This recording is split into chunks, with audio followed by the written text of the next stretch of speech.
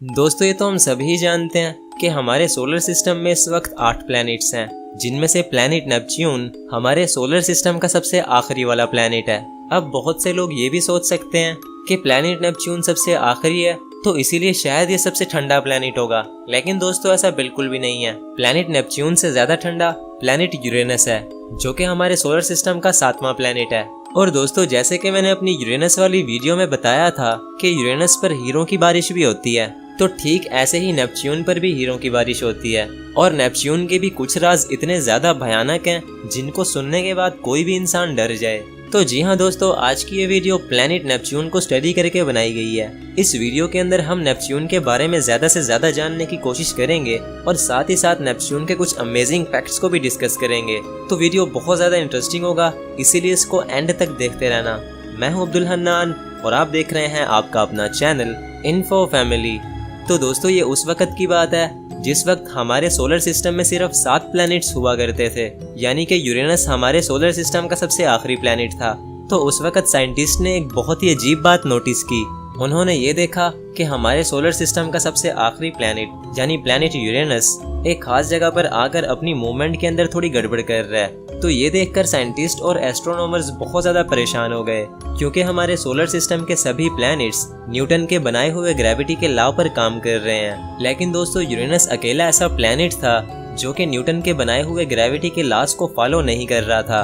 वो एक खास जगह पर आकर अपनी मूवमेंट को बदल रहा था। तो ये सब देखने के बाद कुछ साइंटिस्ट ने ये भी कहना शुरू कर दिया कि शायद न्यूटन के लॉज ही गलत हैं। यूरेनस की इन अजीबोगरीब हरकतों ने पूरी साइंटिफिक कम्युनिटी की तवज्जो अपनी तरफ खींच ली और फिर दुनिया भर के साइंटिस्ट ने यूरेनस को स्टडी करना शुरू कर दिया। और उनमें से एक साइंटिस्ट उर्बेन लेवेरियर भी थे, जो कि यूरेनस को दिन रात स्टडी कर रहे थे। वो ये बात समझ चुके थे कि न्यूटन के बनाए हुए ग्रेविटी के लॉज में कोई भी गलती नहीं है, तो फिर यूरेनस की इस अजीबोगरीब हरकत के पीछे जरूर कोई ना कोई राज छुपा है। तो उसी राज का पता लगाने के लिए उन्होंने यूरेनस को दिन रात स्टडी करना शुरू कर दिया। उन्हें शक था कि जिस जगह पर यूरेनस अपनी मूवमेंट को बदलता है उस जगह पर जरूर कोई ना कोई प्लैनेट या फिर कोई बड़ा स्टार मौजूद है जिसकी ग्रेविटी से यूरेनस इधर उधर हो रहा है। तो इसी सब के चलते उर्बेन एक रात एक बहुत ही गहरी सोच में चले जाते हैं। वो अपने हाथ में एक पेपर और पेन पकड़ लेते हैं और फिर कुछ मैथमेटिकल कैलकुलेशन करने के लिए बैठ जाते हैं। जब बहुत सारा टाइम गुजरने के बाद उनकी ये कैलकुलेशन खत्म होती है तो वो यूरेनस के पास एक छोटा सा पॉइंट बना देते हैं और बोलते हैं कि इस पॉइंट पर जरूर कोई बड़ा प्लैनेट छुपा हुआ है जिसका साइज भी यूरेनस जितना है। और फिर जब उन्होंने अपनी ये कैलकुलेशन साइंटिफिक कम्युनिटी के सामने रखी तो पहले तो उनका अच्छा खासा मजाक बनाया गया, क्योंकि यूरेनस के इर्द गिर्द उस वक्त कोई भी प्लैनेट मौजूद नहीं था। लेकिन जब उनकी कैलकुलेशन को ऑब्जर्व किया गया तो ठीक उसी पॉइंट पर जहां उर्बेन ने बताया था वहां एक बहुत ही बड़ा नीला प्लैनेट देखा गया। और जब उस प्लैनेट का मास और साइज कैलकुलेट किया गया तो ये पता चला कि उस प्लैनेट का मास और साइज भी लगभग यूरेनस के ही जितना है, यानी कि उर्बेन की वो कैलकुलेशन बिल्कुल सही थी। तो दोस्तों सोलर सिस्टम का अब 8वां प्लैनेट डिस्कवर हो चुका था जिसका नाम नेपच्यून रखा गया, जो कि एक रोमन देवता के नाम पर रखा गया था। और नेपच्यून हमारे सोलर सिस्टम का वाहिद ऐसा प्लैनेट है जिसको बगैर किसी टेलीस्कोप या फिर स्पेस क्राफ्ट के सिर्फ एक मैथमेटिकल कैलकुलेशन से डिस्कवर किया गया था, जो कि सुनने में काफी इंटरेस्टिंग लगता है। तो दोस्तों ये तो हो गई बात नेपच्यून के डिस्कवर होने की। अब हम जान लेते हैं कि नेपच्यून कैसा है और इसमें कैसे कैसे राज छुपे हैं। तो दोस्तों जैसे कि हम जानते हैं कि नेपच्यून हमारे सोलर सिस्टम का सबसे आखिरी प्लैनेट है, जो कि सूरज से 30 एस्ट्रोनॉमिकल यूनिट्स या फिर सूरज और जमीन से 30 गुना ज्यादा फासले पर मौजूद है, जिसका फासला सूरज से 5 बिलियन यानी 5 अरब किलोमीटर की दूरी पर है। और ये इतना ज्यादा है कि अगर एक स्पेस क्राफ्ट को अर्थ से नेपच्यून पर भेजा जाए तो स्पेस क्राफ्ट को नेपच्यून तक पहुंचने में पूरे 12 साल लग जाएंगे। यानी मान लो कि आप नेपच्यून पर जाना चाहते हो और आपकी उम्र अभी सिर्फ 20 साल है, तो जब तक आप नेपच्यून पर पहुंचोगे तो आपकी उम्र 32 साल हो चुकी होगी। और फिर अगर आप नेपच्यून का राउंड काट कर अर्थ पर वापस आओगे तो आपको 12 साल और लग जाएंगे। यानी जब आप नेपच्यून जाकर अर्थ पर वापस आओगे तो आपकी उम्र पूरे 44 साल यानी 44 ईयर्स हो जाएगी। तो दोस्तों वैसे तो आज तक नेपच्यून पर कोई नहीं गया, लेकिन नासा का एक स्पेस क्राफ्ट जिसका नाम वोयेजर 2 था, वो पहला ऐसा स्पेसक्राफ्ट था जो कि उड़ते उड़ते नेपच्यून तक पहुंच गया था। वॉयेजर 2 1989 में नेपच्यून के सबसे करीब जाने वाला पहला स्पेसक्राफ्ट था और उसको नेपच्यून तक पहुंचने में पूरे 12 साल लग गए थे। वॉयेजर 2 नेपच्यून के आसपास पूरे 4 महीने तक उड़ता रहा और इन 4 महीनों में उसने नेपच्यून की बहुत सारी इंफॉर्मेशन कलेक्ट की। जैसे कि दोस्तों सैटर्न और यूरेनस की तरह नेपच्यून के इर्द गिर्द भी 5 रिंग्स हैं जो कि बहुत ज्यादा धुंधली दिखाई देती हैं। हमारी अर्थ का सिर्फ एक चांद है लेकिन नेपच्यून के पूरे 14 चांद हैं, जिनमें से कुछ चांद बर्फ के बने हुए हैं और उनमें से जो सबसे अजीब चांद है वो ट्राइटन है। दोस्तों ट्राइटन नेपच्यून का सबसे बड़ा चांद है जो कि किसी मिस्ट्री से कम नहीं है। ट्राइटन नेपच्यून का अकेला ऐसा चांद है जो कि रेट्रोग्रेड ऑर्बिट में मूव करता है, यानी जिस डायरेक्शन में नेपच्यून मूव करता है ट्राइटन उसकी उल्टी डायरेक्शन में मूव करता है, जिसे रेट्रोग्रेड ऑर्बिट कहा जाता है। और दोस्तों ऐसा माना जाता है कि ट्राइटन हमारे सोलर सिस्टम की सबसे ठंडी जगह है। ट्राइटन का टेम्परेचर -391 डिग्री फ़ारेनहाइट है जो कि प्लैनेट यूरेनस से भी ज्यादा ठंडा है और यही वजह है कि ट्राइटन पर जो वोल्केनोज हैं उनके अंदर से लावा नहीं बल्कि बर्फ निकलती है, जो कि सुनने में काफी इंटरेस्टिंग बात तो है ही लेकिन थोड़ी डरा देने वाली भी है। वो इसलिए कि अपनी यूरेनस वाली वीडियो के अंदर मैंने बताया था कि अगर आप यूरेनस की हवा के अंदर अपना हाथ खोलकर लहरा दोगे तो आपका हाथ जमकर वहीं पर पत्थर बन जाएगा और फिर ब्लड फ्लो ना होने की वजह से आपका हाथ काटना पड़ जाएगा। तो अब आप खुद ही इमेजिन कर लो कि अगर आप ट्राइटन पर हुए तो आपको सिर्फ अपना हाथ ही नहीं बल्कि और भी बहुत कुछ कटवाना पड़ सकता है। और दोस्तों जैसे कि हम जानते हैं कि नेपच्यून सबसे आखिरी वाला प्लेनेट है, तो यही वजह है कि नेपच्यून को सूरज के गिर्द एक चक्कर लगाने में सबसे ज्यादा वक्त लगता है। दोस्तों नेपच्यून को सूरज के गिर्द एक चक्कर लगाने में पूरे 165 साल लग जाते हैं और नेपच्यून पर एक मौसम पूरे 41 साल का होता है और नेपच्यून सूरज से सबसे ज्यादा दूर है। तो यही वजह है कि नेपच्यून पर सूरज की रोशनी बहुत ही कम पहुंचती है। दोपहर के वक्त भी नेपच्यून पर सबसे ज्यादा रोशनी इतनी होती है जितनी कि हमारी अर्थ पर सूरज डूब जाने के बाद हल्की सी रोशनी बचती है।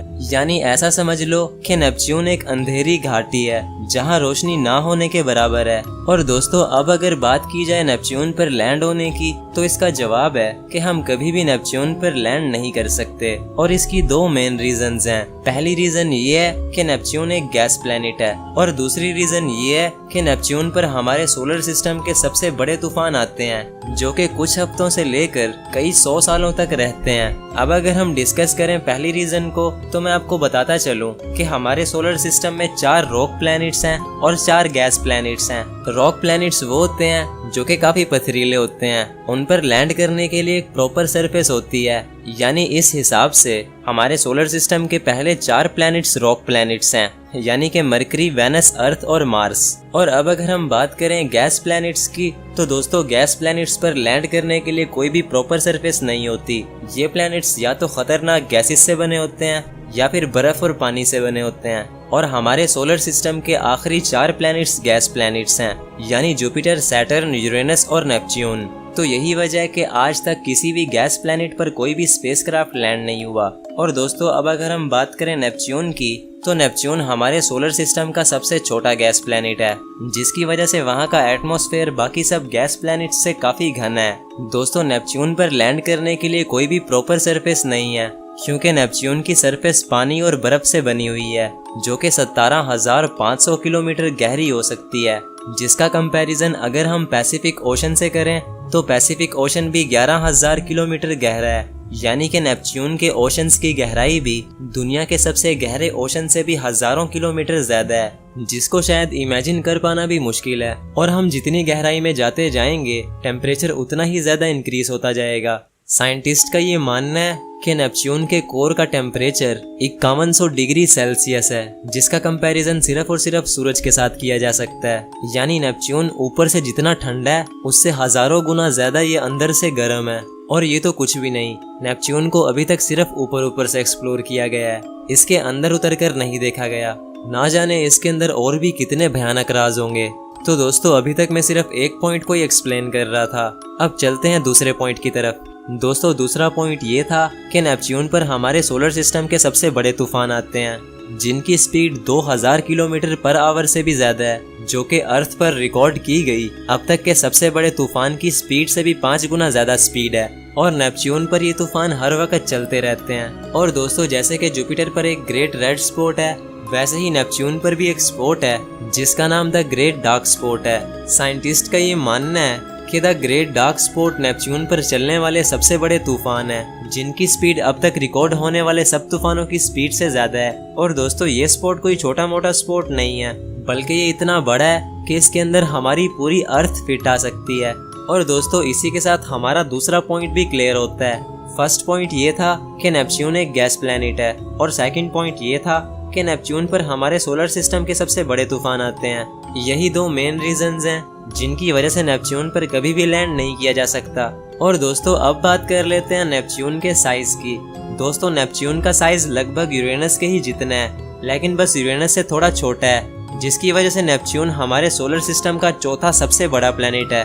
यूरेनस की तरह नेपच्यून की चौड़ाई भी हमारी अर्थ से 4 गुना ज्यादा है। और दोस्तों, नेपच्यून के अंदर भी हमारी अर्थ जितने 50 से ज्यादा प्लैनेट्स फिट आ सकते हैं। और दोस्तों, अगर आपका वजन 45 किलो है तो नेपच्यून पर आपका वजन 50 किलो होगा।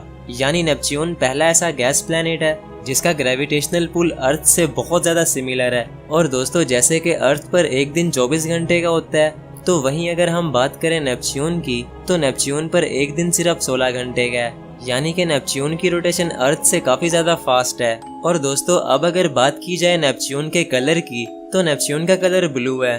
तो अब आप जरूर ये सोच रहे होंगे कि नेपच्यून का ये ब्लू कलर या तो उसके ठंडा होने की वजह से है या फिर वहां पर मौजूद पानी की वजह से है। लेकिन दोस्तों, ऐसा बिल्कुल भी नहीं है।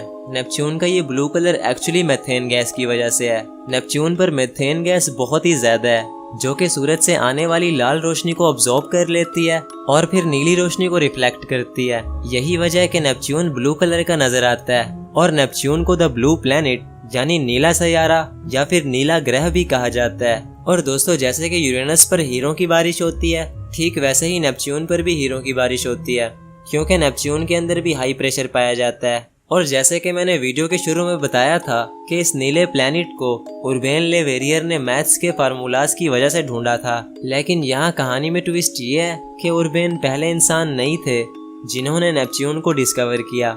उर्बेन से भी पहले एक इंसान ने नेपच्यून को देख लिया था, और वो इंसान और कोई नहीं बल्कि टेलीस्कोप के इन्वेंटर और एक बहुत ही मशहूर एस्ट्रोनॉमर गैलीलियो थे।